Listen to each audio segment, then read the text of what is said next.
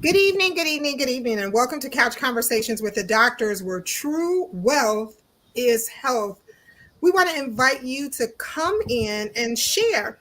Share and invite all of your friends to come and be a part because it's Monday night. And what night is Monday night? It is Couch Conversations with the Doctors.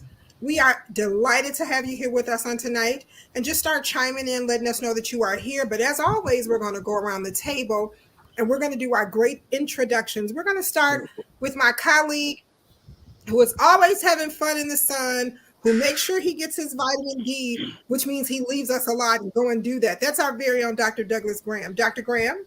Hey, thanks, Nikki. But I'll tell you, you get plenty of vitamin D in Chicago these days. It's beautiful out there. So I'm a retired physician. I worked in the western suburbs for 30 years and spent 2 years in the congressman's office in Washington, D.C. Great work. And I'm happy to be here. It's an honor. I'll try and answer your questions if I can. Outstanding, outstanding. To the guy who's been on hiatus lately, but he made sure that he was here tonight. So for all of you who have been asking, where is Dr. Miller? He's back. Our very own Dr. James Miller. Dr. Miller? Oh, good evening, everybody. Happy to be back. Had a few seminars and other things that sort of kept me away from for a couple of weeks, but I'm back, and I'm a retired physician as well. Practiced on the west side and in the western suburbs for about 40 years.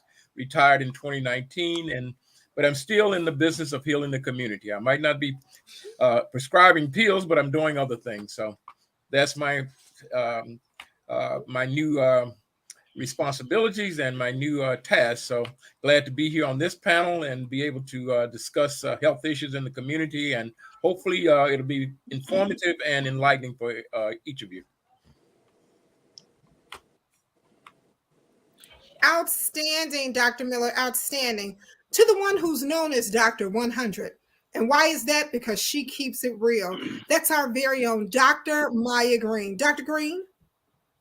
Hello. Thanks, Nikki, for having me. Thanks to my esteemed colleagues as well as the congressman. I'm very excited to be here to exchange ideas with and learn from the community. Excited about the things we're going to talk about tonight. Thanks for having me. All right.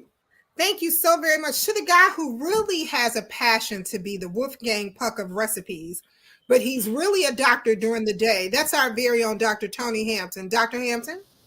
Thank you, Nikki. Very happy to be here today.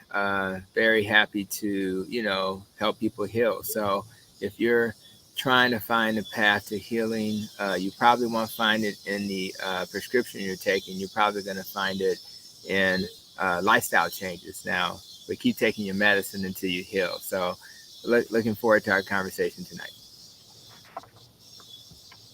Outstanding. To the guy who has an art collection that is out of this world, and he makes sure that he gives you art and culture at each visit here. That's our very own Joseph Harrington. Joe? Thank you, Nikki. Joe Harrington, retired public health professional and healthcare administrator who likes to think he still has some skin in the game. Looking forward to listening and learning, and really feel good to be among friends and colleagues. Outstanding. To the guy who's outside cooking. So after this show, don't call any of us because we'll all be at his house eating. And that's our very own Dr. Pete. Dr. Pete Thomas. Hey, Nikki, thanks for putting me on blast. I appreciate that. So now I'm going to have more visitors than I would expect. But I'm happy to be here with my esteemed colleagues and helping to share with the community, hopefully curtail any unnecessary fears and anxiety, but we can move in confidence that we can take care of ourselves. We don't need to wait, as my brother said, wait for the medicines to happen. We can make daily activities that help improve our health. Outstanding. Thank you so very much. To the anchor of this group who keeps us going, the urologist of the stars who never wants any accolades. That's our very own Dr. Terry Mason. Dr. Mason. Thank you, Nikki. And I, like my other colleagues, we all agree that we have some different perspectives that we can offer. And I think that's the richness of this group, because you will get these perspectives, and knowing that they're not right or wrong, they're just different ways of looking at things. And so we hope that we can educate you and help clear up any confusion about different things that you might have. So feel free to ask. Outstanding. And I thank you guys so very much for joining us. Remember to share, and chime in and let us know that you are here. The congressman will be running late tonight, but want to remind you guys that wealth is health. So true wealth is making sure that you are healthy. Dr. Mason, I heard some really terrible news over the weekend that Prince Hasiel had passed away. Yes, I know he he did. was a very, very good friend of yours. Yes, he did. It was yesterday that it happened. And, Prince Asiel was an amazing man. He done so many things. And I want to, at some point, I'm going to be dedicating my show on Sunday on WVON to talk about Prince for the entire hour in terms of the things that he did. And because I don't think people really know the contributions that he has made and the kinds of people that he has sort of mentored, including myself. I mean, if it hadn't been for Prince Asiel, I wouldn't have taken the job as the Cook County Commissioner of Health. He was the one who convinced me to do that. And because I didn't really at that time didn't want to get involved in potential politics stuff. But it turned out that the job as Commissioner of Health, where Joe Harrington also worked, was probably, in terms of a job, one of the best jobs I ever had. And we did some great work there and went on to do other things. So I'm grateful for that and for what Prince did in terms of, going and I don't want to take up a lot of time, but I'll be talking a lot about this on Sunday when I went with him back to Israel, and I met some of the inhabitants, the original inhabitants of Israel, and understood our role as people of color in Israel and in that entire region. So it was what I learned from him was just amazing, and to see the things that he accomplished was just amazing. So we'll talk more about this on Sunday, and if we have any questions about it, I'd be happy to answer them if that's possible. Yeah, I want to make a point of personal privilege. One of the things that Prince Asiel was an alpha. I got to meet him and got to know him, and really got to know him not only as a friend but as a brother. We have a shared experience, and it was really pretty powerful to be around him and have him refer to me as brother, and know that it had a deeper meaning than just a brother. Yeah, I just want to share. I had I didn't know him as long as Terry and Joe, but I did have a unique opportunity to meet him, and again to find out that he is an alpha, because he'll always be an alpha. But that was pretty powerful, and that Joe, I think he came in before you, right? Or did Yeah, you he came in before me. Okay. Maybe. Yeah. I mean, I'm in 55 years this year. Wow. Wow.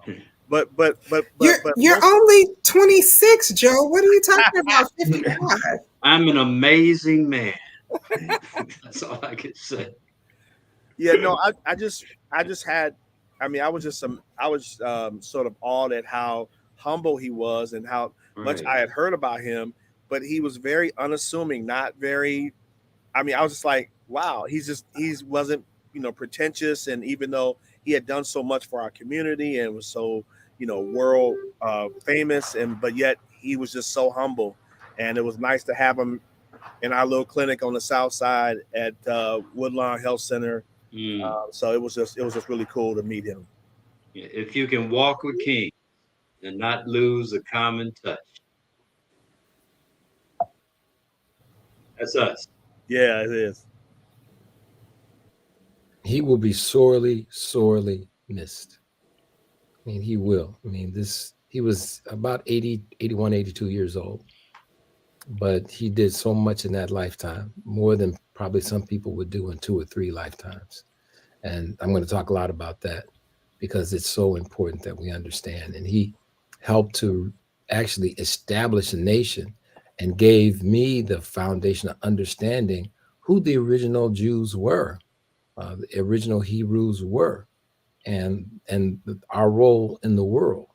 And he has community of numbers of people living over there now who, I mean, these brothers and sisters speak fluent Hebrew, write fluent Hebrew, and English.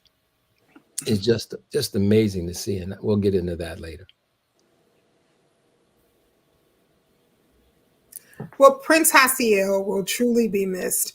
He was greatly a part of our office, and I know once the congressman gets on, he'll talk more about him, but he will truly, truly be missed. Joe, was there something you wanted to say? Oh, no, I'm fine. Oh, okay. Okay. No, I saw your mute go on and off, so I didn't know if there was something that you wanted to say. All right. Dr. Mason, give us an update about this farm. What's going on? Yeah, the farm is in Linwood, and it's our attempt to really, we don't really have much of a food infrastructure that we control. We really don't. And what we're trying to do is, or what we're doing is using the community sponsored agriculture model, or CSA model, which was started by Reverend Gerald January at at Vernon Park Church of God many years ago. And this farm has been going for about 10 years, 10, 11 years. Last year, we took over operational control of the farm. And we really, and with Tony Anthony Williamson, who is our farm manager, who is doing an outstanding job. We have one of the greatest yields that the farm has ever produced. And as I mentioned last week, we even have more collard greens than we had now. We had 1,400 pounds of collard greens, but we have even more now. And because it's a CSA, people buy memberships. And when you buy a membership, that entitles you to a certain portion of whatever we grow every other week. And a full membership was about 23, 24 pounds.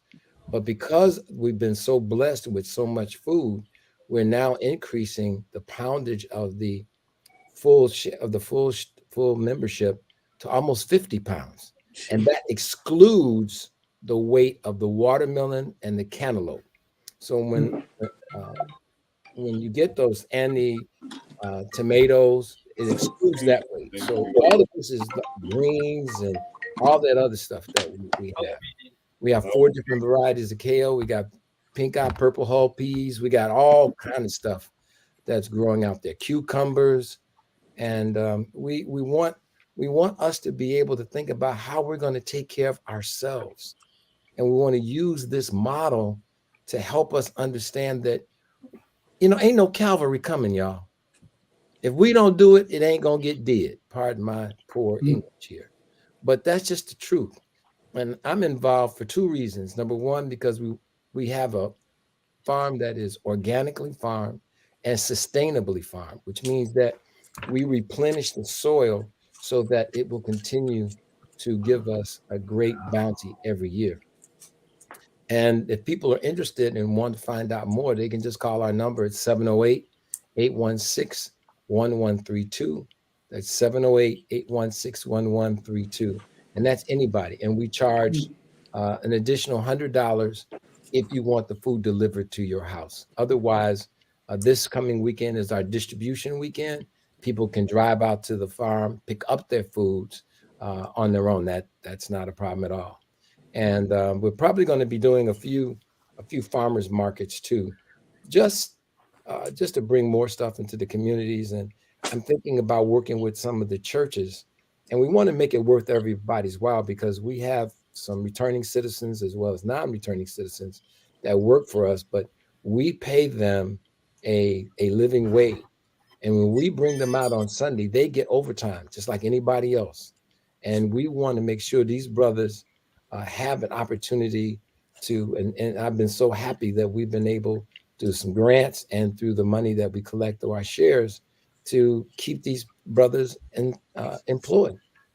and and they also learn while they're out there in terms of what it means to eat, understand the different varieties of vegetables and fruits.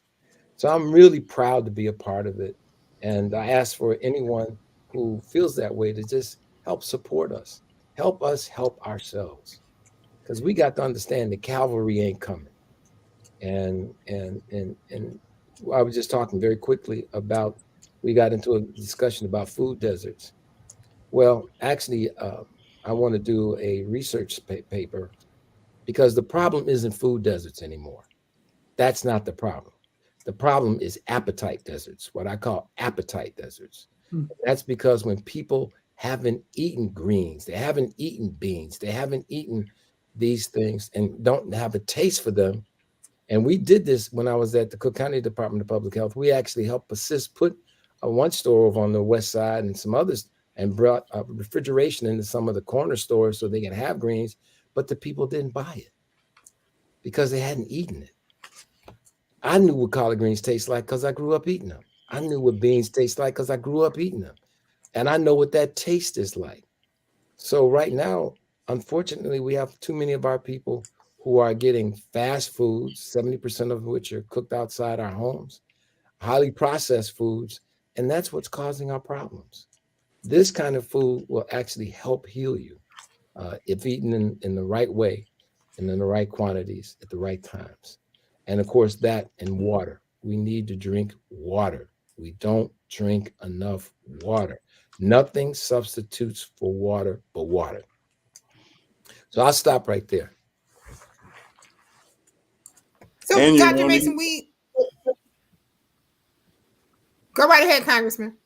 And I say you won't even have to go to the doctor as much. You still gotta go.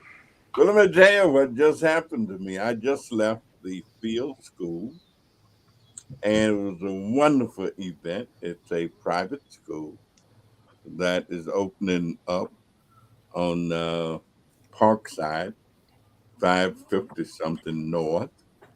And there were a bunch of people there. As I was leaving, a young, I would assume that he was a Caucasian brother, stopped me and said, "Hey, I just want you to know, and I want to thank you for helping me get my record expunged." He said, "I got myself a good job. I have since gotten married. I have 3 children, and they're going to be attending the school." That's why he was there. It was an open house for the school. That just happened to me not more than 15, 16 minutes ago.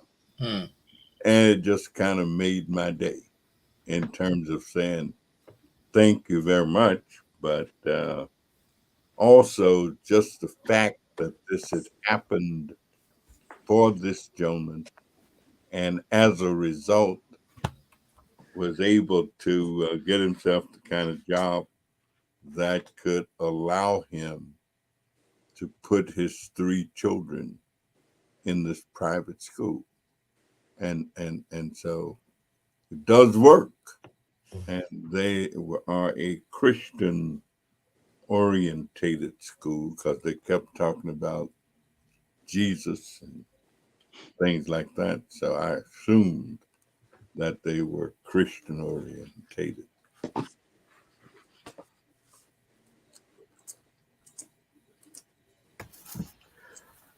So, Dr. Mason, we got an inbox question. When you talked about the food can really heal you, you're talking about food from the ground. Tell us about that. Well, the things that create problems for us are something called inflammation. So inflammation is like if you took some sandpaper and sort of rubbed it on your skin, it would cause it to become inflamed. And that happens on the inside of your body, inside our blood vessels, by the different foods that we eat. And a lot of the foods that we eat, which are especially among the highly processed foods, those are the ones that are probably among the most inflammatory. And we also have some some data that suggests that even eating certain animal-based products can create inflammation, particularly milk and some of the eggs. Just looking at papers, looking at things like choline and what that's causing in terms of the conversion in the liver to a chemical called TMAO, which is an inflammatory, a very inflammatory chemical. One of the things about what we've learned about TMAO is that people who eat more plant-based, and we saw this reduction when we did the study at Trinity United Church of Christ, where we had people that were eating their regular diets, and we kept track of those, and then we switched them all over to, and of course, there are some things that we need to do, and we're going to do better. We're trying to raise the $1.5 million we need to do a much better and bigger study and look at other dietary potential impacts like the Mediterranean diet versus the standard American diet. But one of the things that we found is that people who, when they did this, when they switched over and they basically a plant-based diet, that marker went down over 42%. And it was just done during Lent. So we just did that intervention for those 4 weeks during Lent. That's why it's called the Lenten study. And we're looking now to raise that additional money because we want to verify what we got. We want to make it bigger. We want to begin to add other ways of eating for comparison. And we want to be able to have enough people to do it. So Dr. Kim Williams, who was the person who led the study out at Rush, now, is no longer at Rush. And we talked about the reason why we want to raise the money, because he still wants to do another study with a group here and another study with a group, church group, and where he is now down in Tennessee. So I'm very hopeful because we need to get this kind of information so that we know exactly how, we know what we think, but I do know that most of the things that people talk about, like antioxidants and things of that nature, those all come out of plants. Mm-hmm. They all come out of plants. That's where the antioxidants come from. Those things that make greens green and tomatoes red and all these other colors those are the things that help us fight some of our inflammation. And also, just parenthetically, I was at a meeting and I took somebody in because I wanted to show them something. Took them into a drugstore. And I won't name the name of the drugstore, but I wanted to go to the laxative section. And the laxative section was huge. There was lots of laxative stuff there. And it's because we're suffering, and many of us, from constipation. And there's a lot of reasons for that. But we're taking drugs to help stimulate, either by irritating our bowel or by causing more bulk to be accumulated so that we could have a nice soft bowel movement. And the one thing about plants is that you get all of that fiber naturally. You don't have to go buy it. And all you need to do is just drink water. And the only place that you get that kind of fiber is in basically plant foods. And so you can do a number of things if you decide to try. Just try it. I would just tell people, just try it. And you'll see the difference for yourself. But you got to drink water too. Nothing substitutable for water. Nothing. Not pop, not coffee, not any of that. You got to drink water. Yeah. Now, Doctor, one of the things that I was able to do this summer is that we have a small garden over on Central near Chicago Avenue, and one of the things that I was able to do is to participate with a couple of the schools in the area with students in terms of letting them help me grow a garden, as well as they became more interested in eating the food that we grew and actually liked it. And, things that they say, I never would have eaten this before, but because of the fact that I planted it and I cultured it and I got a chance to see how it grow, now, I wanted to try it. And also what they also realized that when they ate food that they were able to take fresh out of the garden versus some of the things that they had been buying at the store, that the taste were a little bit different. When they ate the tomatoes, tomatoes are sweet. We always thought the tomatoes were bitter, but these were tomatoes that ripened on the vine. And I say that because I think, according to where we live and what's available to us, that's how people eat. Obviously people who lived in a rural area where there's more agriculture, more growing of garden and food, probably have more access. But we have to, we live where we live, so we have to figure out some solutions. And so what we've been doing is figuring out what can we do. Even we're in an urban area, that doesn't mean we can't grow fresh fruits and vegetables. And so so what we are trying to do through our church and with these schools is to figure out ways that we can help people to learn to do some of these things themselves. Obviously, going to purchase fresh fruits and vegetables from the store, it can be quite an expensive venture.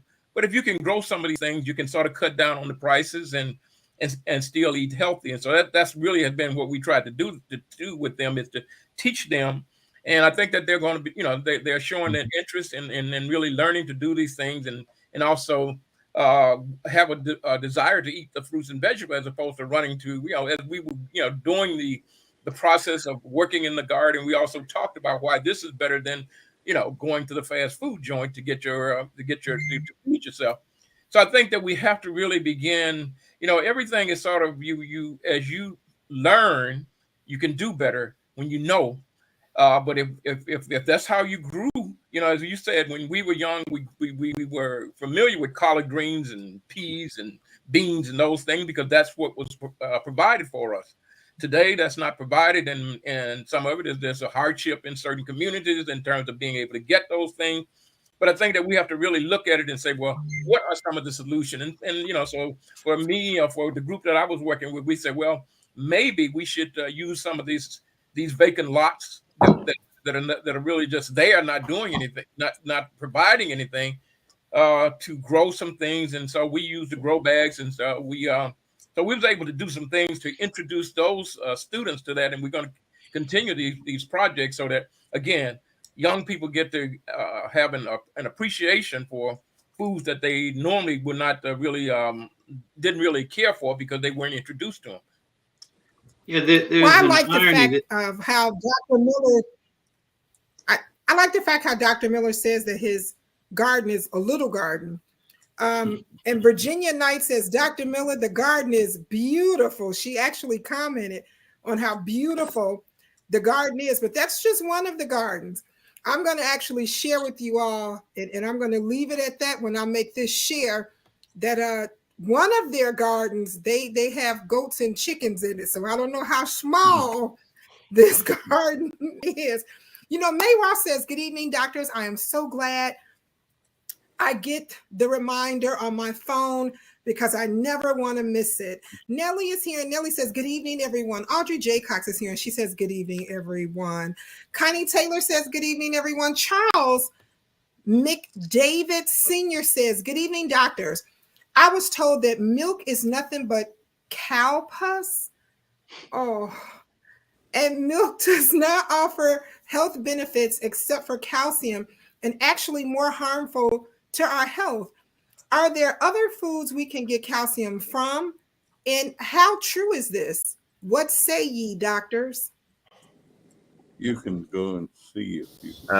I'll chime in. I think everything has to be taken in context, and I do not tell my patients to not drink milk. I think that most humans don't need to drink milk, particularly once you get to a certain age. I think mama's milk is the only milk we needed. And so I don't think it's essential to life to drink a cow's milk. Now, of course, the milk that we consume is pasteurized. So if there was cow pus, they probably have found a way to, not make that harmful. So when I was in my nutrition training, there's a certain amount of milk that most of us can tolerate, even though we don't tend to make the lactase hormone as we get older. Particularly in communities of color, we don't make as much of that hormone. So I think if you tolerate milk and you understand that low-fat milk and skim milk is not serving you, because if you can get past this fear of saturated fat, and again, the Journal of the College of Cardiology is saying saturated fat is not associated with heart disease. So if that's true, and you believe that, then you're not afraid of full-fat milk if you're going to drink it. Because if you drink skim milk or low-fat milk, you're going to be drinking something they have. There's only 3 macronutrients: carbs, protein, and fat. So if you decrease the fat, you're going to have to increase something. And generally increase the sugar. So if you go to your schools and they have these policies that say, we don't want to give our babies full fat milk, so instead we'll give them skim or 1% milk. And oh, by the way, we offer chocolate milk.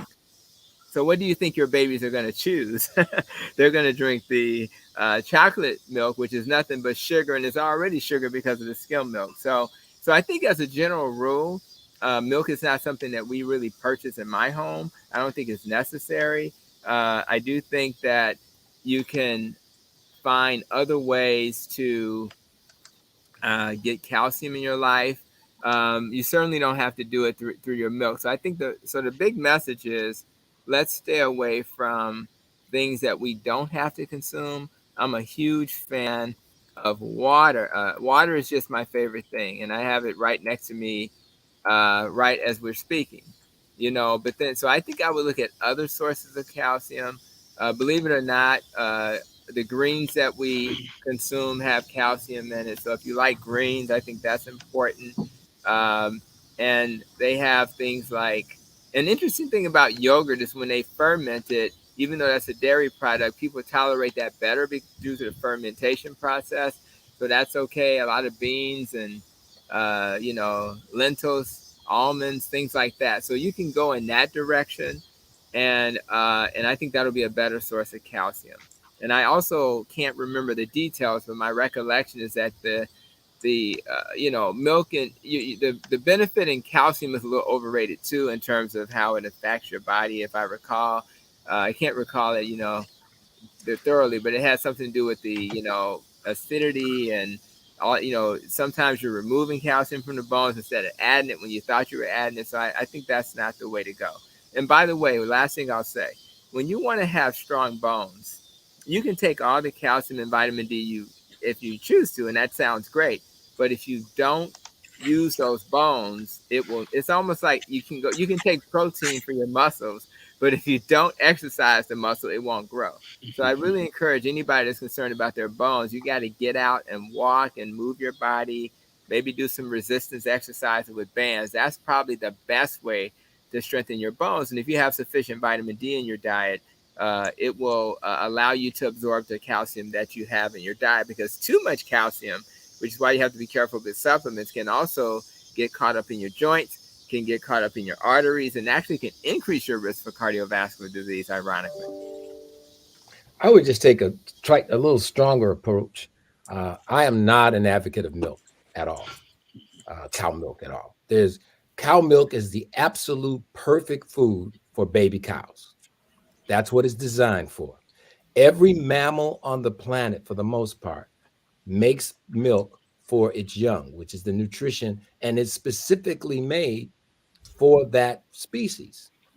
And so when you get beyond the time that you would normally, I'm an avid proponent of breastfeeding.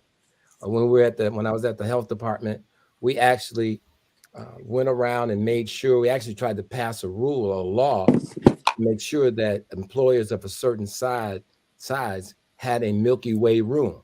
We called it the Milky Way rooms because the women could go in and pump their breast. It had a nice room with a refrigerator and all kinds of other stuff that the women said that they needed in order to do this. And it happened around the same time my daughter was giving birth to my grandson. And so I was very much, and I know the pumps are expensive. I do know they are expensive, but I think that if you can, breast milk is the best milk for a baby. And it's so good that at Rush, and I may have mentioned this on the program before, but there was a study done using breast milk versus formula for babies in the NICU. And they gave milk from other mothers to these babies, and you can do that. And people say, well, how could you give milk from some other woman to this baby? And I said, well, you're giving milk from a cow to the baby. So what's worse? You know, this at least is the same species, and it is specifically tailored with the right concentrations of what are necessary. And breastfeeding rates in America, I mean, I got beat up really bad on one of those Tom Joyner shows or something like that by women talking about, what are you talking about breastfeeding? You ain't got no breasts. You don't know how it hurts and this, that, and the other. And they really beat me up, but I gave back to them. I said, but if you want to do the best thing for your baby, if you can, breastfeed. And you don't have to warm it. You don't have to do anything. You just do it unless you're pumping and you're refrigerating. But it is breast milk. Breast milk is the best milk for an infant. And it helps build the immune system too. That's Absolutely. what people need to understand, that this, that it'll help a child develop a more robust immune system moving forward. And so it's very important. And you got to remember this stuff. When you say formula, what is formula? That means it's a mixture of something, but what? And so we really do need to stick with Mother Nature had it right. They have it right. So I would state I'm not a milk fan at all, and part of that's personal, I must admit. But I think that if people want to drink it, that's their right to do so. I don't think it's not necessary, and I think Dr. Hampton already talked about calcium and things of that nature. You can get that from other things, and you should get it from other things like greens and beans, and there's a lot of other places. Pete shared spinach and okra. I didn't even know that those things had calcium in them just as well. I had broccoli, so I got some calcium today. So I think that's simply fantastic. Virginia Knight once again says good evening to everyone. Fernando sharing their thoughts on Prince Hasiel and asking, for him to rest in peace. So I want to just say,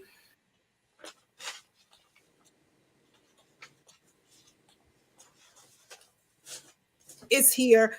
Fernando's bragging a little bit. He said, as a 50-year-old male, non-diabetic or non-sure, what should my daily diet be? But then he also asked a question. Eating as a diabetic, you suggest there. He says, as a 50-year-old man, non-diabetic or non-high blood pressure, what should my diet be? And then he asked, eating as a diabetic, what do you suggest? Well, I think so. Go right ahead. No, I think Dr. Hampton and Dr. Mason had excellent suggestions earlier during the show. If I could summarize it, these are an anti-inflammatory diet. It is a whole food diet. The less processed your food can be, the better it is. Foods that do not supply you with a nutritional value, i.e., or less nutritional value, milk, pop, juice, all those things. Because I love people like to demonize whole milk. You got to demonize Coca-Cola and juice that has high fructose corn syrup in it. I tell my patients, eat the fruit, eat some cranberries, eat an orange. So one is it has all the nutrients there, but also minus the sugar. So I would say less sugar, whole foods, less processed, and to the extent that you can, the most natural form of that foods. Now, it's unfortunate that some of us do live in communities that have less of that, and it's not fair. And this is like a social justice food issue where if you live near a Whole Foods, or if you are fortunate enough to have the resources to buy Whole Foods 3 and 4 times a week, your opportunities for health is a little bit better.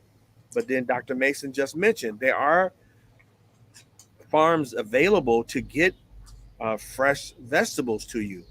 And we just have to be more resourceful and be a little bit less, because I know what's surrounding us is a lot of processed food, right? It's fast, it's dropping in some grease, pop it on your plate, but that's not really the most advantageous for your health. Yeah, I'd like to jump in and mention three diets that I know have some science behind them, but start with because I went and looked at the definition of food, because we talk a lot about food, but I don't know if people really realize what food is anymore. And the definition that I saw was any nutritious substance that people or animals eat or drink or that plants absorb to maintain life and growth. So I think the key words there are nutritious and this idea of maintaining life and growth. So everything we eat is not food. A hamburger is not food. It's made up of some items that are food, but a hamburger is not food. And so people think of certain things as food, which really are not food. There are three diets that I know that have some evidence around them. Dr. Hampton mentioned one, and that's the Mediterranean diet. And that has been proven to be a diet that's beneficial, particularly around heart disease and whatnot. And there's a lot, around fruits, vegetables, eating a healthy diet. There's another diet that some of the people that are part of this program have heard of, is the DASH diet. Dietary approaches to stop hypertension, which has really been shown to help people lower their blood pressure. And a lot of people have blood pressure. And interestingly enough, there was a diet that was created by a researcher out of Russia called the Mind Diet. And the Mind Diet is supposed to help you with your mental acuity. And the Mind Diet is actually a combination of the DASH diet and the Mediterranean diet. So these are things that people could look at if they're looking at a diet they want to follow. They go online, they can find out more about the DASH diet, the Mind diet, and the Mediterranean diet. If they're looking for a diet that would be good for them, one of those three may be it. I would take the other part of that, Joe. And since we're talking about Prince ICL, one of the things I learned from him when we were at Soul Veg one day, and I used the word diet. He said, no, we got to stop telling our people to go on diets. They need to go on live-its. You stop telling people about diets. That's stuff you eat to die. So we want to talk about live-its. And I think that we need to be careful because there's so much confusion out here about this diet, that diet. And, what you want to look at is what are the elements that are good in the good diets. And most of those will have lots of fiber, fruits and vegetables. And, the fruits are sweet because it contains fructose. That's the sugar that's in them. And that's why you like to eat them. And the other things, the other things that you need to eat are, and if you look at the Mediterranean diet, it's not just what they eat, it's also how they live. I was reading Bueller's book on blue zones. There's other things that are important for you to have a long and healthful life. And one of those is, I think Maya will call it your tribe. One of the things that these people did, they have long relationships. And every morning they would get together and have coffee and have something. And so I say that in addition to eating as best as you can, you need that kind of social network and to really have a place to offload a lot of things that are causing you stress, which amplify your high blood pressure, which could make your diabetes worse, which could do another thing. And I'll defer to my internal medicine colleagues to add more in that regard. And I'll just chime in and say what Dr. Mason is saying about the other things is the most important. When I developed my, protecting your nest model, it was intentional in that the end was for nutrition, but then it was like, what about exercise? Well, that's important. What about sleep? What about stress? What about your relationships? That's your tribe.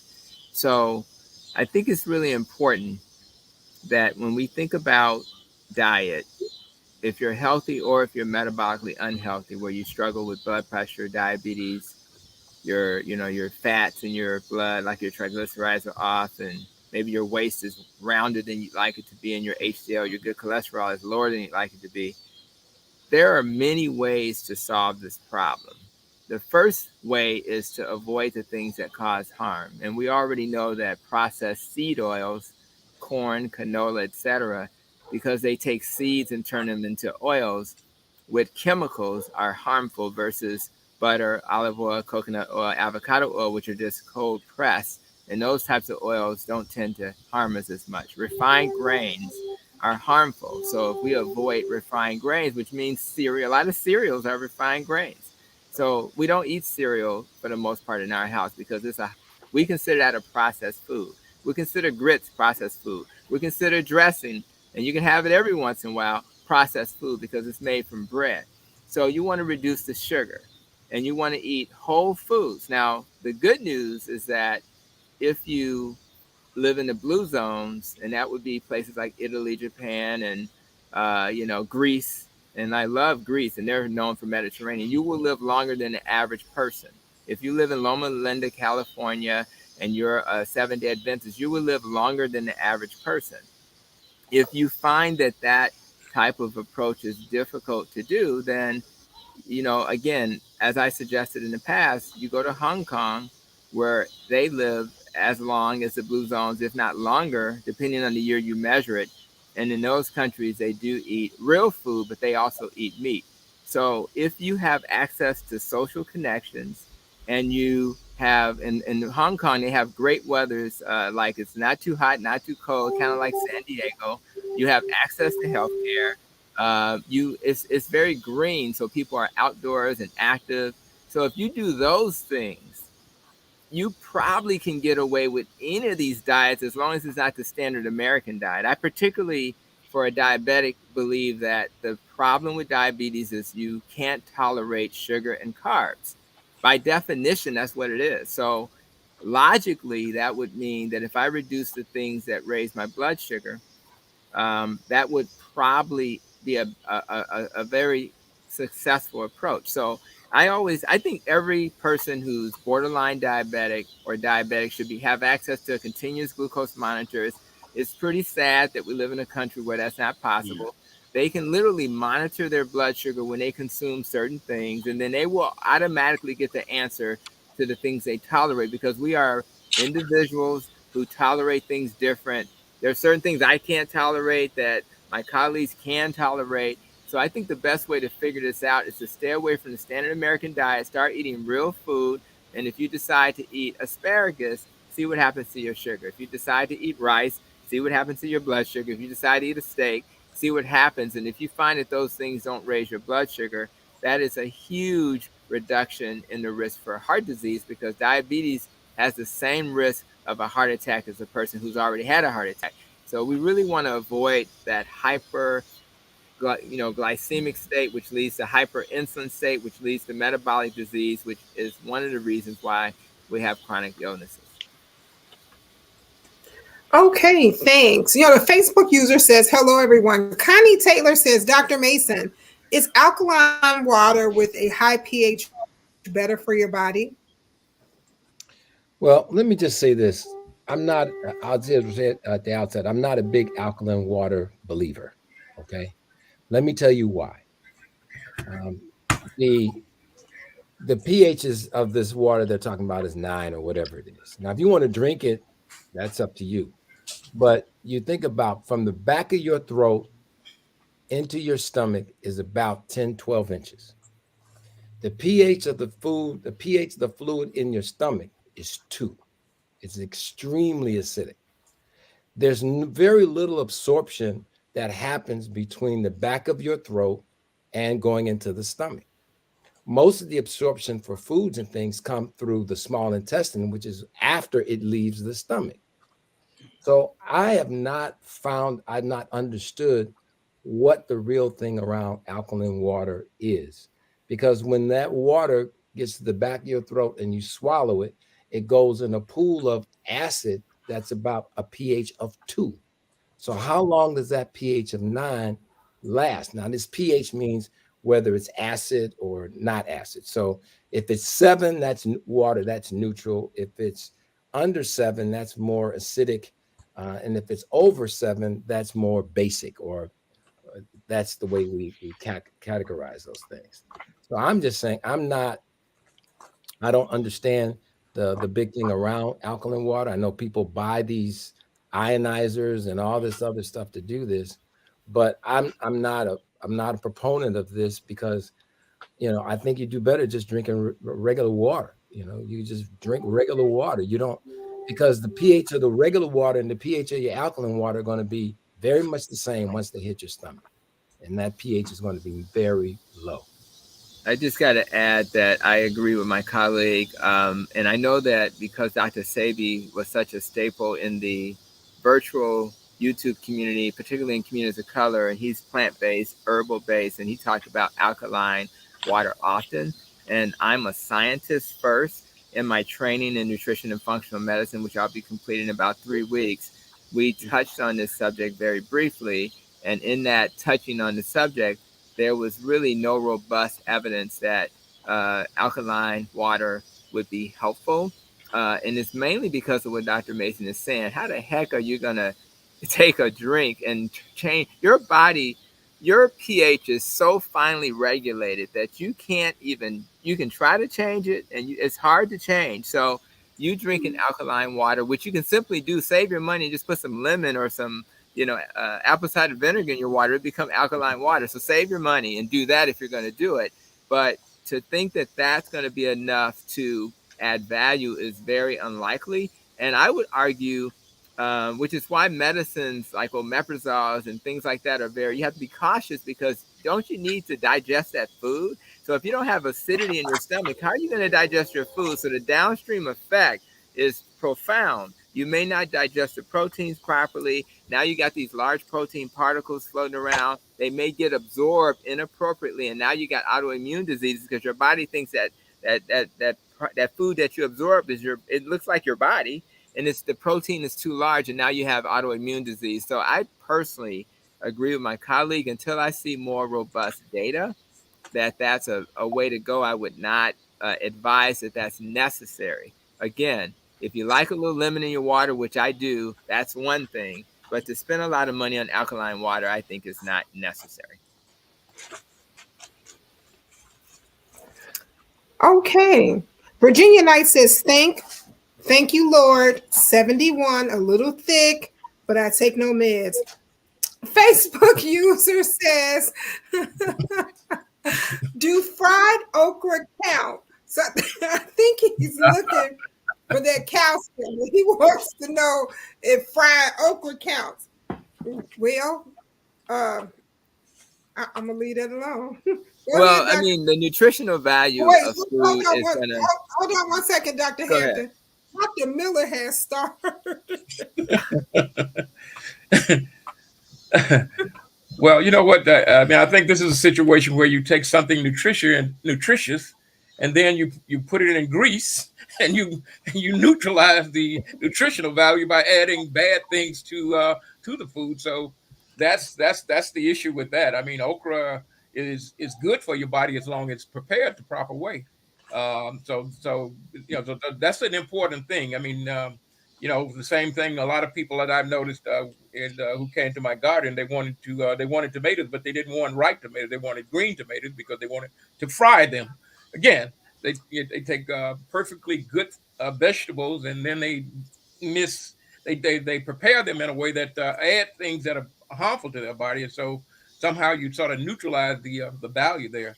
One other thing I sort of like to add that's important, I think we talk about eating the right thing, but there's also another important factor here, and that is eating the right amount. I mean, we should eat to fuel our body for what is necessary, and not to eat according just to our appetite and our taste. If you went to the gas station, you wouldn't just continue to put gas in your car tank and let it run over. So the same thing here. You have a certain need, and that need is based on your activity. It's based on the way your body works, and so also it's important to understand what's the appropriate amount for you to have of whatever it is that you're eating. Because if you overdo it, even though you might be eating the right thing, the correct thing, but overeating of that becomes a negative factor. So that's an important thing to add as well. And I'll just throw in, I So totally agree Linda with Johnson. Connie. Oh, just real quick, this will be quick. When you fry foods, you have something called acrylamides that develop, and they can increase your risk for cancer. If you fry foods, the oils go into the food and increase the calories of the food, so that's a little bit of an issue. Your risk for a lot of, I mentioned earlier, you tend to fry those things in those oils that we shouldn't be using, those seed oils, that increase your risk for cardiovascular disease and diabetes. So now, if you're saying to me, I'm gonna eat some fried okra for the holidays, and I only do that periodically, have at it, right? It's what we do on a regular basis, and we don't want to get so anal about this, about some seed oils, and we're only doing it every once in a while. We want to be reasonable, rational folk. When we eat okra, it's not that often. We don't tend to fry it anymore. But if we did fry it, I would sit down there and eat it because it's just a periodic thing that we do. So you want to think globally about how you approach your health. Do I exercise? Am I getting sleep? Am I eating real whole foods instead of garbage food? And if you take that kind of global perspective and you're honest with yourself, I think you'll be fine. Just want to add the one thing that Dr. Hampton said about exercise. I just real quick about exercise. You know, you don't have to go and spend money for gym memberships and all that kind of stuff. You don't really have to do that. You know, God gave us some things. And the first exercise you learned how to do after crawling was walking. And walking is, I think many people underrate the power of walking. And I think that's something that you just need to make sure you get, like anything else, you need to get a good pair of shoes. I'm not going to do a commercial for the place where I'd go to get mine, but you need to get a good pair of shoes from people who know about feet and know about how to properly measure. And they can even do sometimes testing to see how the pressure is distributed as you walk. And you need to know that. And walking, let me tell you, walking is underestimated. It's way underestimated. It is and I'm telling you from my own personal experience, in addition to what's going on, all I did was start walking. And I don't walk fast. I'm not out there. I don't do that. I start walking. And the best way to walk is get somebody you like and you want to talk. And just walk, just keep walking at that conversational pace. How far do you go? Well, you might go a shorter distance the first time. Next time you might go out a little more, but make sure you get your right shoes. Make sure if you have anything that's up wrong with your feet or knees, you need to do that. Running, I don't advise right away because that's a lot of pounding on some joints. And if you're older, you might want to be thinking about that, particularly your hip joints, knee joints, ankles, and things of that nature. But walking with good shoes will get the job done. And I can tell you my own personal experience that's not a study, that's just me, but I've lost about 35 pounds just walking. And I didn't change the way I ate at all. Of course, I ate already pretty good, but you can do that. And don't underestimate the power of walking. And you can walk, and I say walk and talk with people. And it's a good way to have a conversation. It's a good way. And in the city of Chicago, we have a nice lakefront. You can walk along the lakefront. You can walk along a lot of, even in your neighborhood, if you feel safe doing that. But get out and get somebody to walk with you. So that is actually simply outstanding. And Dr. Mason, you are right. I don't walk with the congressman because he walks too fast. My legs are a lot shorter than his, and the congressman will walk off and leave you. So I walk slowly behind him, and he'll look back because you ain't caught up yet. But the congressman walks really fast. And I was laughing because I was walking with Dr. Mason. One day I had parked a little far away from his house, and we were walking to my car, and we were talking at first, and then I got quiet, and Dr. Mason was like, "Nikki, you're not talking." Hell, I can't breathe and talk at the same time. So if you walking with Dr. Mason, you better be careful too, because you'll be to walk from his house to Sox Park somewhere, which is on the opposite end of town. So be very careful walking with those two. You got to build up your momentum to hang out with those two people. You know, we're going to take our last question for the night. And I know you guys hate to hear me say that. And I see that Linda Johnson is laughing. And then Linda, I can't take Linda anywhere with us anymore because she's telling about how good the fried green tomatoes were Saturday in the park. I'm going to periodically continue to have my okra and fried green tomatoes. Yes, I will, because I'm going to eat better on other ways. I'm just going to tell you, those are two of my favorites. But I'm going to try fried green tomatoes and avocado oil. I'm going to try that and see how it tastes. And Linda, I'm going to tell you all about it, because if they are good, then that's it. This is on. It's going to be on frying them in avocado oil. You know, May Ross says, what about almond milk? And then if we can grab Nellie's question just as well, she was like, what can I use to substitute milk when I am cooking? So Dr. Mason or Hampton or Miller or Joe, if you, or Doug, if you guys can grab those two questions really quick, because our time is here. And we'll grab the rest of your questions next Monday. Yeah, I think when you use nuts as a form of milk, I would argue that that's a better source because they do have a higher amount of protein in it. So as a general rule, I say that's okay. Again, I don't think you ever have to consume milk, but if you're going to use it as an alternative to cow's milk, I think you're in much better shape as a general rule. So I'm just going to leave it at that. One more thing, Nikki, I did share something. I saw a couple of questions. So is she cooking with almond milk? Is she cooking with almond milk too? You can, absolutely. It's not a problem. Okay. So I just wanted to chime in real quick. I know we're wrapping up. Do I need to take a statin, right? Now, we can't give medical advice on this show because we don't know your medical situation. But as a general rule, I shared in the show notes a study. I literally just shared this with my family, and it was a study. It was entitled, just came out like this past week. Statin therapy is not warranted for a person with a high LDL cholesterol on low carb diet. I mean, literally was written for this person. However, you have to be careful because if you do a coronary artery calcium score test and you got a lot of plaques, that may not apply to you. If you have other underlying conditions that I'm not aware of, that may not apply to you. But that study is something you can share with your clinician. If you have not gotten a coronary artery calcium score test, I would get that as well. And if your score is 0 and you are on this diet and you don't have other risk factors, this is a nice kind of discussion you can have with your doctor. But they need science to support their belief system. So you want to use this study and a heart scan probably to justify that type of decision. All right, outstanding. Well, as we always do, we go around the table and we talk about our until next Monday. So Pete had to drop off just as well. And his until next Monday was rest in peace, Prince Hasiel. Maya had a meeting that she had to be at 8, and her, Dr. Green, and her until next Monday is feed your body life, feed your mind life, feed your spirit life, feed your children life. They are our future, and they have a chance to develop an appetite for healthy foods. Dr. Mason mentioned commit wholeness to your life and to your tribe. Douglas Graham, your until next Monday. I just like to support what Dr. Mason and Dr. Hampton said about eating into health rather than eating into being unhealthy.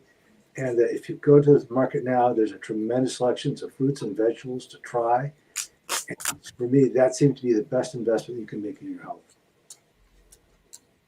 Outstanding. Joe Harrington, until next Monday.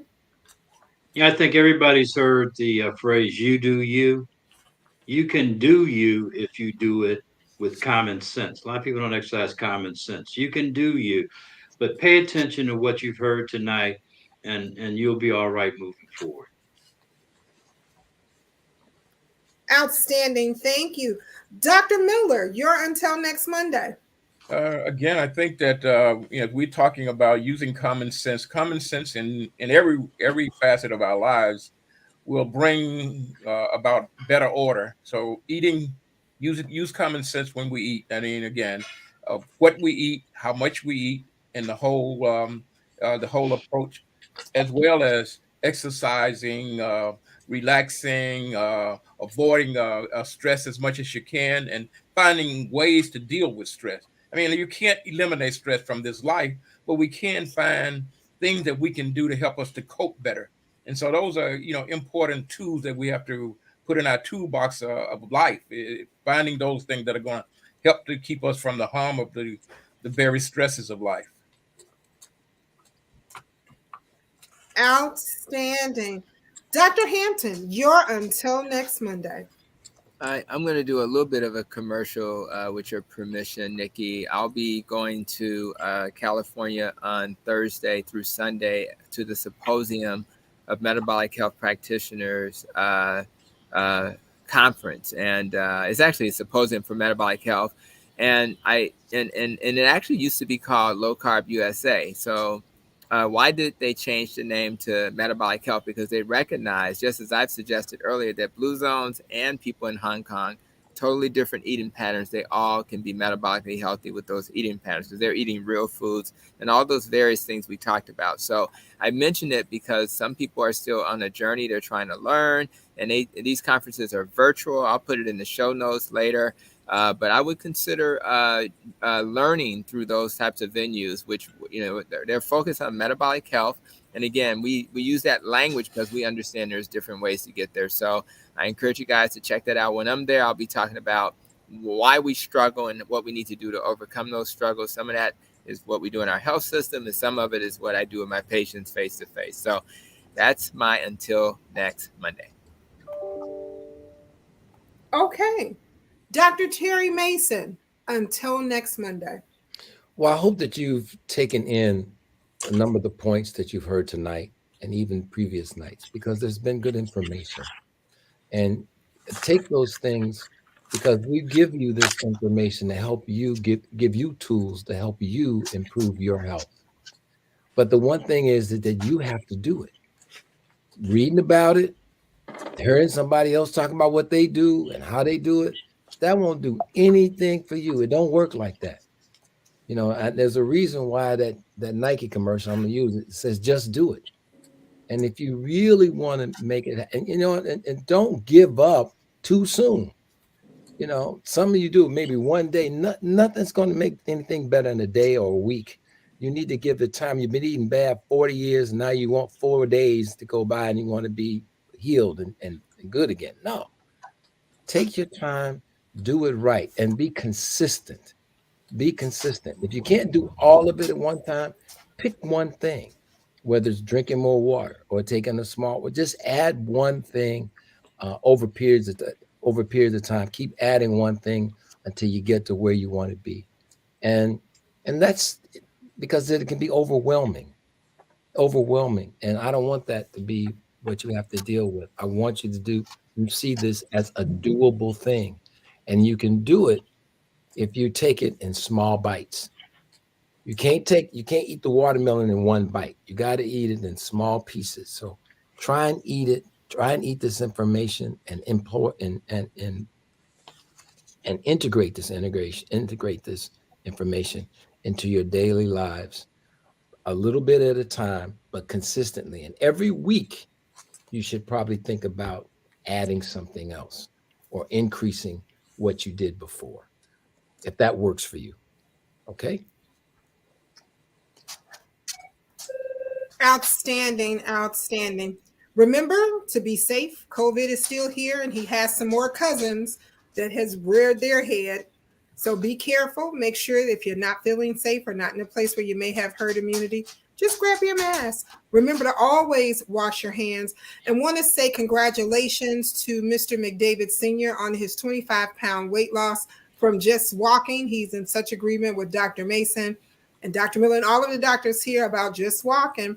So want to say that to him just as well. And remember that monkeypox vaccines are available, and Dr. Hasbrook has this great ring vaccine therapy that he has been talking about. So if you have any questions, you can always call Howard Brown or the Cook County Department of Public Health or even IDPH to get you an appointment. Oh, you can also call the Core Center to get you an appointment to get vaccinated and your family. Congressman, take us home. Well, you can always learn something on a Monday evening. It's the first time I've ever had a lesson in how to eat watermelon. So I want to thank the professor. How do you eat watermelon? Other than one bite at a time. But it's really been fascinating because there are so many things going on each and every day. And oftentimes on weekends, people do things, a lot of things. Like yesterday, I was thrilled and delighted to be with a group of ladies who ride motorbikes. And they were putting on an event for children at Sherman Park, where they had barbers there cutting young people's hair, of course, for free, and helping to prepare them to return to school. And these kids were so excited and delighted. And their parents were there because the parents had brought them. And the park supervisor had taken his day off to come to the facility and open the park so that people could be there and participate. And I guess I thought of that as we talk about health in terms of people having healthy attitudes. And if you've got a healthy attitude, my goodness, that goes a long, long way. This morning, before I got up, I had a call from a lady who has a proposal and she wanted to come to Washington to present it called Happy Wednesday. And she'd done research and that shows that a lot of people have gotten killed on Wednesdays. And she wanted to just promote, let's make Wednesday a happy day. And I talked with her for about 10 minutes. And of course, I shared with her that there are some people who would poo-poo the idea. But I thought if you could be happy every day, you can't give what you don't have. And if you're not happy, it's pretty difficult to make somebody else happy. I'd much rather go to the doctor where the doctor really was feeling good and, can kind of joke a little bit or whatever. And so it makes a lot of sense. I also want to, and I know all of us are saddened in a way in relationship to the passing of Prince Osceola. But it's kind of hard to be sad with Prince Osceola, with Prince being such a tremendous philosopher, such a giant intellectual, as a mystic of sorts, trying to figure out how Prince could do all the stuff that Prince. I think I've gone to Africa at least 10 times with Prince, at least 10 times. We went to the Cameroons 3 times. sat in the prime minister's house and all that kind of stuff. The chief of staff picked us up one time. He was in an airplane because we had gotten stuck because folks at another place won't strike and we couldn't get there. Prince calls up to the prime minister and the prime minister sends an airplane to get us. I'm saying, Prince, how can you do this? 911, Prince and I were in Tel Aviv, Israel, when we heard that the attack had occurred. And of course, we had to stay there the whole week and couldn't leave until that Friday. This was on a Monday. And they had a great big concert that Prince's friends and associates put on. And every elected official in the area, including the mayor of Tel Aviv, the mayor of Dimona, all of the folks were there. And there was some discussion about canceling it. But then they decided that they wouldn't let nothing alter what they had planned to do. And they did it. Folks in Dimona were making ice cream, but they were making it out of soy products. This is Prince's folks there.